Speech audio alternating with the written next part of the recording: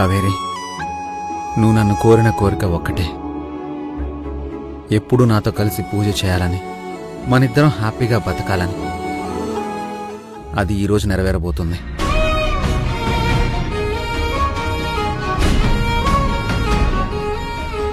Kaveri, first time నేను కూడా అమ్మవారిని కోరుకుంటున్నాను. నువ్వు నన్ను క్షమించాలి. విశాల విషయంలో నువ్వు ఎటువంటి ఇబ్బందులు ఎదుర్కోకూడదు. నీకేం కాకుండా చూసుకోవడానికి ఆ అమ్మవారు నాకు శక్తినివ్వాలి.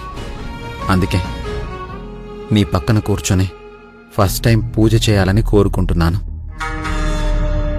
అది జరగదు బావా.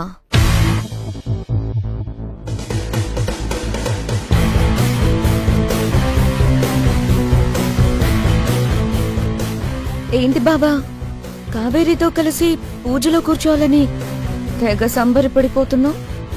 అందుకోసమే బాగా రెడీ అయినట్టున్నావు. మౌనం అర్ధాంగీకారం బాబా, కానీ ఇక్కడ నీ ఇష్టాలు చల్లవు.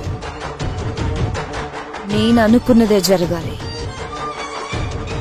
పూజలో నీ పక్కన కూర్చునేది కావేరి కాదు, నేను చెప్పిందే జరగాలి బాబా. ఏమాత్రం తేడా వచ్చినా నేను ఏం చేస్తానో తెలుసు కదా. అది కాదు యమజ, మైసమ్మ ఒప్పుకోదు కదా. నాకు అనవసరం.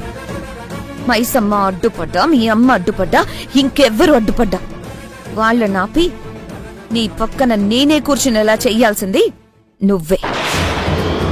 కాదు కుదరదు అంటే వీడియో ఇప్పుడే పోలీసులకి పంపించేస్తాను. అప్పుడు ఇంట్లో జరిగేది నవరాత్రుల పూజ కాదు, ఏడుపులు. కావేరి జైల్లో ఊస లెక్క పెడుతూ ఉంటుంది.